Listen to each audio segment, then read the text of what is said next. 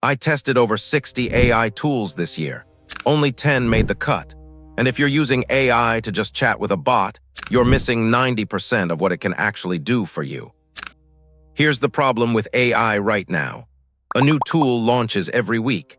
Half of them is gone in a month, and nobody has time to test 60 apps just to find the 5 that actually save real hours.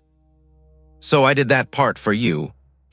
In the next 10 minutes, you'll get the 10 AI tools that professionals, students, and freelancers are actually using in 2026, not the ones with the loudest marketing.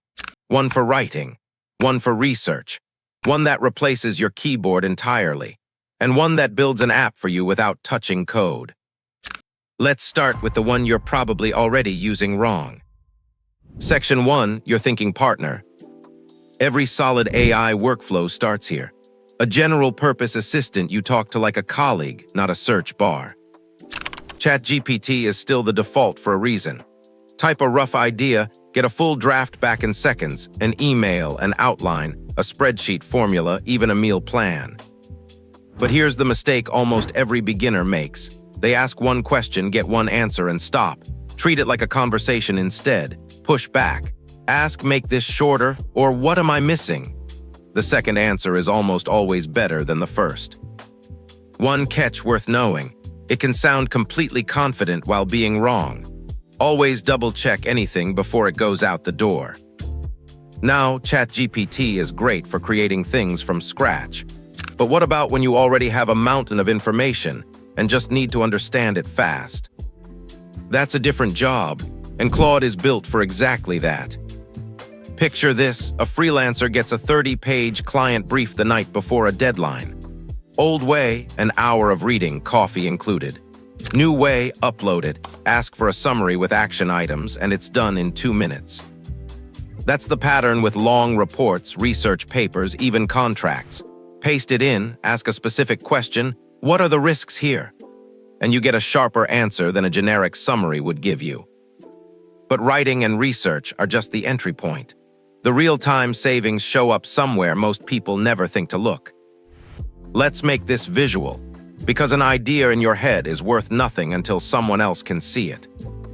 Section 2, from idea to finished visual. Quick question, how long does it take you to build a 10-slide deck by hand? An hour? Longer.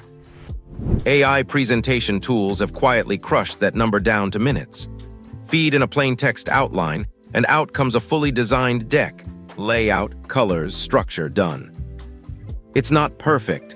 Think of it as a strong first draft, not a finished product. You'll still want to tweak wording and match it to your brand. But going from a blank canvas to 80% done, that alone is worth using it. The same shift happened with everyday design. Canva AI means a small business owner with zero design background can generate a week of Instagram posts, resized, restyled, captioned in under an hour. No designer, no waiting. Free plans cover most casual use here. Paid unlocks more credits and templates if you're posting daily. So far, everything we've covered needs one thing from you: typing. What if that wasn't true anymore? Section 3, faster than you can type. Most people speak nearly 3 times faster than they type. That gap is where an entire category of AI tools lives now. Voice-to-text tools don't just transcribe. They clean up your speech into a polished email or message automatically. Picture replying to clients from your commute. You talk normally into your phone, and what lands in their inbox reads like you sat down and typed it carefully. Here's the part beginners miss. This isn't just for casual notes. Try dictating your next AI prompt instead of typing it. Speaking naturally tends to produce longer, more detailed instructions, which means better answers back. Now stack that with an AI meeting assistant that joins your calls automatically. It transcribes everything, then hands you a summary with the actual decisions and action items. No more scrubbing through a 45-minute recording trying to remember what was agreed. One thing to flag: if you're recording sensitive conversations, check your company's policy first. But there's another advantage to this category, and it's the one most people are sleeping on entirely. Here's where things get interesting. Section 4, research that doesn't waste your time. Old way to research something. Open 10 browser tabs, skim each one, try to remember which source said what. New way. Ask once, get a synthesized answer with the sources already linked. That's what Perplexity does well, though it's still worth verifying anything before you publish it as fact. One trick. Ask it to directly compare two things instead of looking them up separately. Compare X and Y beats 2 searches every time. Now here's a tool with a different job entirely. NotebookLM. Instead of pulling from the whole internet, it only knows what you upload. A student feeds it lecture notes and textbook chapters, then asks for a study guide or even an audio overview to listen to on the way to class. It stays locked to your material, which means no random outside answers are mixed in. And then there's the tool that connects everything else you've just learned about. Zapier links your apps together so they talk to each other without you copying and pasting anything. A new lead fills out a form. It lands in your CRM and triggers a welcome email automatically.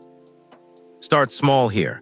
One automation like routing leads into a spreadsheet before you try to automate your whole business. And check it occasionally.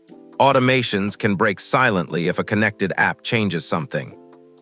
We've saved one tool for last. It's the one that turns everything you've learned into something you can actually build. This is where most people get stuck, not using AI tools but building something with them. Section 5. Build without writing code. Here's the gap most people hit. You have an idea for a simple app or a booking page, but you're not a developer, and hearing one for a small tool feels like overkill. AI app builders close that gap. Describe what you want in plain language. Build a contact form with name, email, and message, and working code comes back. A freelancer building a client intake form, a small business owner setting up a booking page, often done without writing a single line themselves. Keep your first request small and specific. And if it's handling sensitive data or complex logic, it's still worth having a developer glance at the result before it goes live. So here's the actual takeaway. You don't need 60 AI tools. You need 10 used consistently. One to think with, one to read for you, one to design for you, one that replaces typing, one that never forgets a meeting, one that researches with receipts, one that stays focused on your files, one that connects your apps, one that builds without code. The goal was never to collect every AI tool that exists. It's to build a small stack you actually trust and use every day. Out of these 10, which one would actually save you the most time this week? Tell me in the comments. I read every one, and it tells me exactly what to cover next. If this saved you from testing 60 tools yourself, subscribe.